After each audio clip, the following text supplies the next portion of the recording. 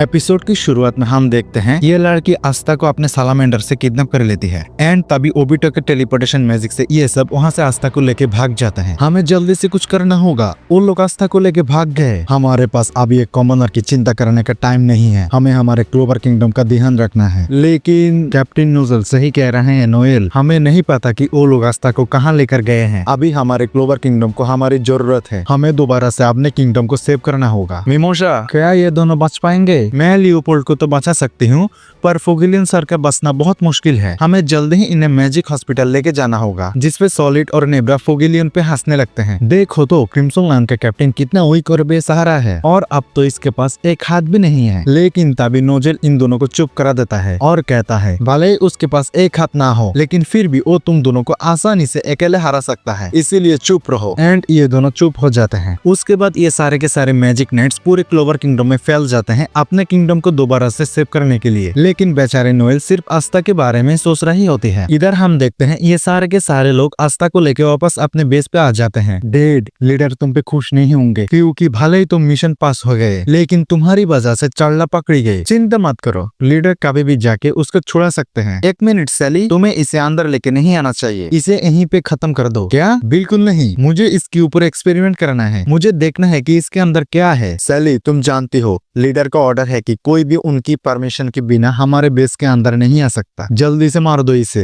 And तभी आस्था भी होश में आ जाता है। ये क्या, मैं हिल क्यों नहीं पा रहा? ओ, तुम होश में आ गए। प्लीज इन लोगों से कहो ना कि मुझे तुम्हें मारने के लिए ना कहें। मुझे तुम्हें अंदर लेके जाके तुम्हारे ऊपर एक्सपेरिमेंट करना है। मुझे देखना है कि तुम्हारा दिल कैसा दिखता है। ये लड़की पागल है क्या? मुझे जल्दी से यहाँ से निकलना होगा, लेकिन मैं निकलूं कैसे? मैं तो हिल भी नहीं पा रहा। एंड ये सारे लोग अपने बेस के अंदर एंटर कर जाते हैं और आस्था बहुत ज्यादा डरा हुआ होता है और उसे समझ में नहीं आ रहा होता कि वो क्या करे। लेकिन तभी अचानक से ये सारे लोग बहुत शॉक्ड रह जाते हैं, क्योंकि इनके सामने खड़े होते हैं द विज़ार्ड किंग। ये क्या विज़ार्ड किंग? तुम लोगों को लगा भी कैसे कि तुम लोग मेरे किंगडम पे अटैक करके जिंदा बच के निकल जाओगे? मैं चाहता तो तुम लोगों को अटैक करने से पहले ही पकड़ लेता, लेकिन मैंने ऐसा नहीं किया, क्योंकि मुझे तुम्हारे लीडर से जो मिलना है। सारे लोग एक साथ मिलकर अटैक करो। एंड इससे पहले कि ये लोग विज़ार्ड किंग के ऊपर अटैक करे थे, विज़ार्ड किंग एक सेकंड में इनके सामने के दो बंदे को निपटा देते हैं। इतना फास्ट कोई कैसे हो सकता है? आस्था को यकीन नहीं होता कि विज़ार्ड किंग कितने फास्ट हैं। ओबिटो समझ जाता है और सोचता है कि नहीं, हम सारे के सारे मिल के भी विज़ार्ड किंग को छू भी नहीं सकते। हमें यहाँ से भागना होगा, लेकिन हम विज़ार्ड किंग के रहते यहाँ से भाग भी नहीं सकते। चलो ठीक है, जब तक तुम लोगों का लीडर यहाँ पे नहीं आता तब तक हम लोग एक छोटा सा गेम खेलते हैं। क्यों ना तुम सब मिलके एक साथ मेरे ऊपर अटैक करो, और अगर तुम लोगों का एक भी अटैक मुझे टच कर गए तो मैं यहाँ से चला जाऊंगा। एंड इसको सुनते ही ये सारे लोग एक साथ मिलके विज़ार्ड किंग पर अटैक कर देते हैं। बट सामने खड़ा कौन है? Wizard king. इन सब का एक भी अटैक विज़ार्ड किंग को टच भी नहीं करता। विज़ार्ड किंग इतने ज्यादा फास्ट होते हैं, आस्था को यकीन नहीं होता कि जिस अटैक को आस्था देख भी नहीं पाया, विज़ार्ड किंग उस अटैक के साथ साथ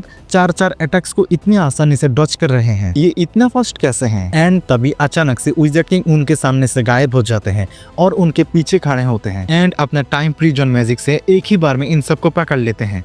एंड हमारे विज़ार्ड किंग के पास टाइम की पावर होती है एंड विज़ार्ड किंग आस्था को भी बचा लेते हैं। आस्था को यकीन नहीं होता कि विज़ार्ड किंग ने अकेले ही इन सारे लोगों को बच्चों की तरह हरा दिया। आस्था मन में सोचता है तो ये वो है जिन्हें मुझे हराना है अगला विज़ार्ड किंग बनने के लिए। मैं इनके सामने कमजोर नहीं दिख सकता। उठो आस्था। एंड आस्था विज़ार्ड किंग के सामने किसी तरह दोबारा से खड़ा हो जाता है। मुझे देख के अच्छा लगा आस्था कि तुम ठीक हो, और तुम सब लोग ये बताओ कि ये टेबलेट क्या चीज है? एंड इसमें तो कुछ स्टोन घुसे हुए हैं, मैं देख सकता हूँ इसमें अभी भी कुछ जगह खाली है। आखिर क्या होगा जब तुम लोग इसमें सारे के सारे मैजिक स्टोन्स लगा दोगे?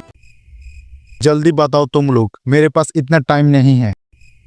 चलो ठीक है, जो भी मुझे पहले बताएगा मैं उसे जिंदा छोड़ दूंगा। कुछ तो बोलो।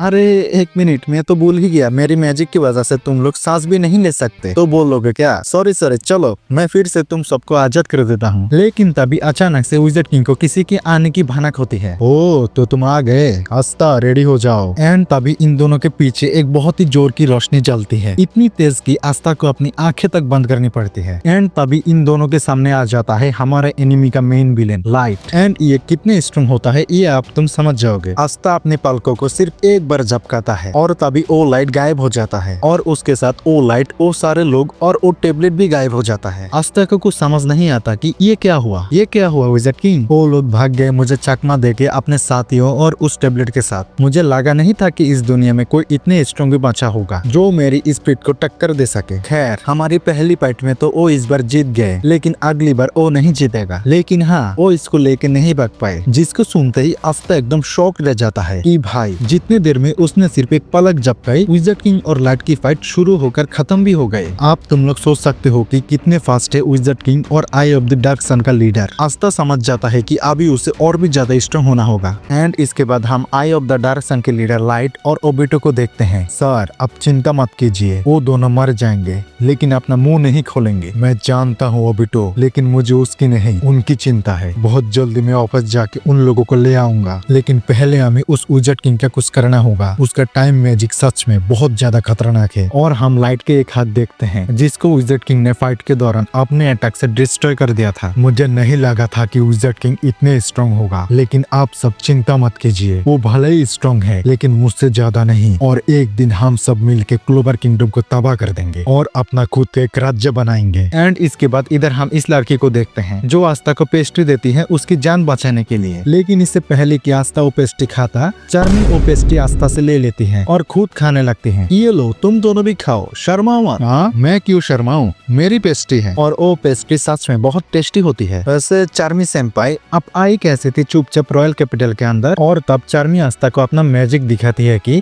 कैसे वो चुपचाप उसी के साथ ही रॉयल कैपिटल में घुसी थी। एंड तभी हम देखते हैं वहाँ से यूनो की स्क्वाड भी जा रही होती है। वो यूनो, कम से कम एक खाए तो बोल के जाओ, किस बात की इतना एटीट्यूड है तुम्हारे अंदर। और चार्मी आस्था से कहती है, एक मिनट, तुम मेरे प्रिंस को कैसे जानते हो? मैं जानता हूँ कि तुम बहुत स्ट्रॉन्ग हो गए हो, लेकिन ये मत भूलना कि मैं तुमसे भी ज्यादा स्ट्रॉन्ग हूँ। ये सुनते ही यूनो आस्था के ऊपर एक बहुत ही स्ट्रॉन्ग अटैक कर देता है, जो इतना स्ट्रॉन्ग होता है कि अगर आस्था की जगह कोई और मैजिक नाइट होता तो वो तो काम से गया था। लेकिन सामने खड़ा कौन है? हमारा आस्था। एंड वो अपनी तलवार निकलता है और यूनो के अटैक को रोक देता है, लेकिन उसके अटैक से वो नीचे गिर जाता है। एंड तभी उसको यूनो को एक मैसेज दिखता है जिसमें लिखा होता है, मैं ठीक हूँ, तुम बताओ। अरे पागल है क्या, मुंह से नहीं बोल सकता था क्या? अभी तो हम सब मारे जाते। और यूनो आस्था को इग्नोर करके वहाँ से चला जाता है। रॉस सोचता है कि अचानक से यूनो का वाइंड अटैक इतने स्ट्रॉन्ग कैसे हो गया, और वो इसलिए हुआ है क्योंकि यूनो के पास अब वाइंड स्पीड सिल्फी भी है। एंड आस्था और यूनो दोनों अंदर से बहुत खुश होते हैं एक दूसरे के लिए कि वो लोग अब इतनी स्ट्रॉन्ग हो चुके हैं। इसके बाद हमारा आस्था वापस लौट जाता है अपने ब्लैक बुल्स के स्क्वाड के पास। मैग्मा सेंपाई, फिर विज़ार्ड किंग ने मेरी तारीफ की है और मुझे बना दिया है जूनियर मैजिक नाइट। क्या? लेकिन जूनियर मैजिक नाइट होता क्या है? मुझे नहीं पता। बेवकूफो, तुम लोगों को नहीं पता कि जूनियर मैजिक नाइट क्या होता है? कोई बात नहीं, तुम लोगों का कभी प्रमोशन नहीं हुआ ना,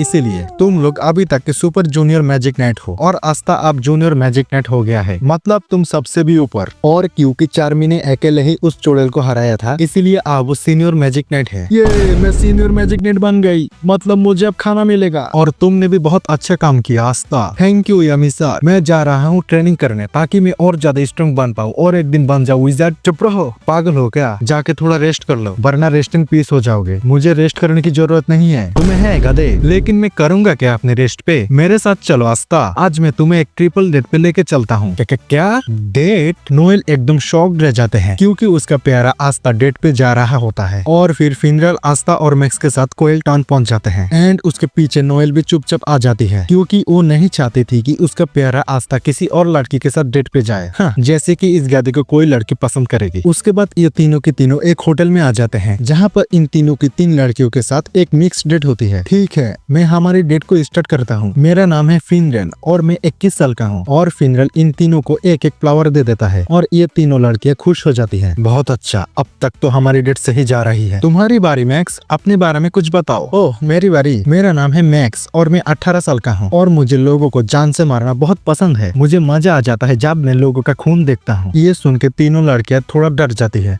लेकिन इन तीनों से भी ज्यादा डर रहा होता है हमारा आस्था, क्योंकि उसको समझ नहीं आ रहा होता कि वो क्या बोले। तो वो उठ के अपनी बॉडी दिखाने लगती है। हाय, मेरा नाम है 15 और मैं आस्था साल का हूँ। ये दोनों लड़कियां सोच रही होती है कि आज तो हम लोग गलत फंस गए, और ये तीसरी वाली को तो इन सब से कुछ फर्क ही नहीं पड़ रहा होता। एंड इस लड़की का नाम होता है रबिका। फिनरल समझ जाती है कि अब ये लड़कियां बोर हो रही है। भाई ठीक है, अब तुम लोग भी अपना नाम बताओ। लेकिन ये तीनों कुछ भी नहीं बोलती। फिनरल सोचता है कि उसे जल्दी कुछ करना होगा टॉपिक को और ज्यादा इंटरेस्टिंग बनाने के लिए। अच्छा, तुम लोग जानना चाहती हो कि हम मैजिक नेट्स क्या करते हैं? हाँ हाँ जरूर। लाख, अपने कुछ मिशन के बारे में बताओ यार। हाँ हाँ जरूर। मैं अपने पिछले मिशन पे मैं कुछ लुटेरों से लड़ रहा था और मैं उन्हें जान से मार नहीं सकता था, तो मैंने उनके दोनों हाथ पैर उखड़ कर फेंक दिया था ताकि वो लोग भाग ना पाए। मुझे बहुत मजा आई थी उस दिन। ये लड़की सोचती है कि ये लड़का सच में कोई मैजिक नाइट है या फिर कोई साइको किलर। उसके बाद मैंने एक लुटेरो के पेट के अंदर अपना हाथ। अरे चुप हो जा भाई, मेरे डेट की ऐसी की तैसी मत कर। आस्था, अब तुम बताओ तुमने कैसे रॉयल कैपिटल को बचाया था उस बार? हाँ, मैंने देखा था तुम अकेले 7 लोगों से लड़ रहे थे। ओ हाँ, ओ मैं लड़ रहा था लेकिन मैं बहुत इंजर्ड हो गया था। और आस्था उठ के अपनी चोट इन सबको दिखाने लगते हैं। वाओ, इससे अच्छा तो मैं तुम्हारा दिल देख सकता हूँ। ये तीनों लड़कियां अब वहाँ से भागना चाहती थी। अरे यार, मैंने बहुत गलत किया इन दोनों को अपने साथ लाके।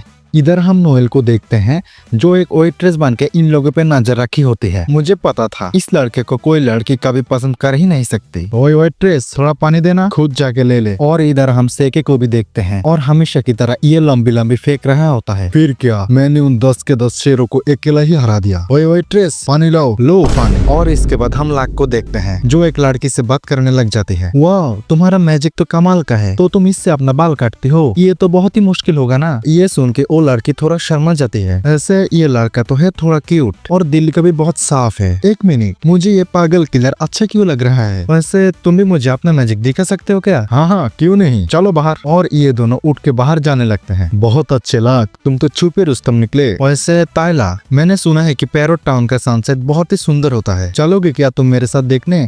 हाँ क्यों नहीं। और ये दोनों भी वहाँ से चले जाते हैं। एंड अब बसते हैं सिर्फ आस्था और रेबिका।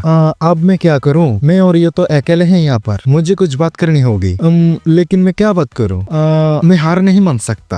वैसे मेरा नाम है आस्था। हाँ, तुम पहले ही बता चुके हो। ओह माफ करना, लेकिन मैं इस डेट पे आना ही नहीं चाहती थी। मुझे ताइला यहाँ जबरदस्ती ले आई थी। मेरे पास इन सब के लिए टाइम नहीं है। मुझे अपने भाई बहन का ख्याल भी रखना होता है। ओह, कितने भाई बहन है तुम्हारे? 5। वाओ, मेरे भी। क्या? हाँ, वापस हेज विलेज में मैं और मेरे 5 छोटे भाई बहन साथ में रहते थे और पहले हम सब एक छोटे से कमरे में साथ में सोते थे और मैं हमेशा ज्यादा जगह के लिए लड़ता था। और अब तो मेरे पास एक खुद का पूरा रूम है, लेकिन अभी भी मैं वापस उन सब के साथ जाकर लड़के वही सोना चाहता हूँ। पता नहीं क्यों, लेकिन मुझे उन सब की बहुत याद आती है। हाँ सही कहा तुमने, ऐसा ही होता है। जब हम लोग उनके साथ होते हैं तो हमें परेशानी होती है, लेकिन जब हम उनसे दूर होते हैं तो हमें उनकी बहुत याद आती है। हाँ वही तो। और ये दोनों एक दूसरे से ऐसे ही बातें करने लगती है। एक मिनट, ये गधा उस लड़की से क्या बात कर रहा है? अरे मेरे प्लेट मत तोड़ना प्लीज, चुप रहो वरना मैं तुम्हें तोड़ दूंगी। एंड ये दोनों ऐसे ही साथ में बात कर रहे होते हैं, लेकिन तभी वहाँ पर एक बड़ा सा आदमी आ जाता है जिसने बहुत सारा पी रखा होता है। एक मिनट, तुम्हारे जैसे छोटे से लड़के को कोई मैजिक नाइट स्क्वाड ले भी कैसे सकती है? मुझे तो यकीन ही नहीं होता। हाँ सही कहा, मुझे भी नहीं होता। और ये क्या, तुम्हारे जैसे लड़के के साथ एक इतनी सुंदर सी लड़की डेट पे आई हुई है? एक मिनट, मैं तो तुम्हें जानता हूँ, तुम तो वही हो ना जो अपने भाई बहन का ख्याल रखते हो। तो अब तुम्हें एक आदमी की जरूरत है क्या? इसीलिए तुम डेट पे आई हो? तो तुम इस बच्चे के साथ क्या कर रही हो? मुझसे शादी कर लो और उन बच्चों को छोड़ दो, मैं तुम्हें बहुत खुश रखूंगी। चुप रहो, बिल्कुल भी नहीं। एक और बार सोचो, मुझसे शादी कर लो, बहुत खुश रहोगी तुम। और ये आदमी रेबिका को परेशान करने लगती है, लेकिन तभी आस्था इसका हाथ पकड़ लेता है। ओए दूर हट उससे। ओह, तो तुम छोटे से वीक से लड़के मेरा क्या करोगे? मुझ पर अपना मैजिक यूज करोगे? हा हा हा। एक्चुअली मेरे पास मैजिक ही नहीं है। क्या तुम्हारे पास मैजिक ही नहीं है और तुम एक मैजिक नाइट हो? फिर तुम मुझे कैसे हराओगे? हा हा हा। तुम्हारे जैसे को हराने के लिए मुझे मैजिक की जरूरत नहीं है। एंड आस्था इस आदमी को एक तकियों की तरह हवा में उठा के दूर फेंक देता है एंड ये सीधा सेके के ऊपर जाके गिरता है। और अब तो तुम लोग समझ गए होगे भाई, एक और लड़की पागल हो जाती है हमारे आस्था के प्यार में। चलो आस्था, हमें यहाँ से भागना होगा, मुझे भी जाना होगा। ये लो, मुझे नहीं करने जो। और आस्था और रेबिका वहाँ से भाग जाते हैं और एक गली में जाके छुप जाते हैं। नोएल भी इनको चुपचाप देख रही होती है। थैंक यू आस्था, मुझे बचाने के लिए। कोई बात नहीं, तुम्हें कभी भी मेरी मदद की जरूरत हो तो तुम मुझे बस याद करना। वैसे आस्था, तुम किसी को पसंद करते हो क्या? हाँ, एक है जिसे मैं बहुत ज्यादा पसंद करता हूँ। हाँ, एक मिनट, कौन है वो? आस्था जिसे बहुत ज्यादा पसंद करता है। कहीं ये मेरी बात तो नहीं कर रहा? और नोएल को लगता है कि आस्था उसकी बात कर रहा होता है एंड वो जोर जोर से शर्मा रही होती है। लेकिन हम लोग तो जानते हैं भाई कि आस्था किसके बारे में बात कर रहा होता है। वैसे आस्था, तुम कभी मेरे घर पे आओ ना और मेरे भाई बहन से मिलो, वो सब तुमसे मिलके बहुत खुश होंगे। हाँ हाँ ठीक है, मैं जरूर आऊंगा। मैं हार नहीं मान सकती, मुझे कुछ ऐसा करना होगा कि आस्था उस लड़के को भूल के मुझे पसंद करने लगे। एंड इधर हम देखते हैं ये दोनों लड़कियां इन दोनों को मना करके वहाँ से चले जाते हैं। अच्छा रेबिका, आखिर डेट पे होता क्या है? क्या यहाँ पे हमारा पार्ट 7 खत्म होता है। आई होप कि तुमको ये वीडियो अच्छी लगी होगी और अगला पार्ट मिस मत करना, अगला पार्ट बहुत मस्त होने वाला है। तो मैं मिलता हूँ आप लोगों से अगले पार्ट में, तब तक के लिए बाय।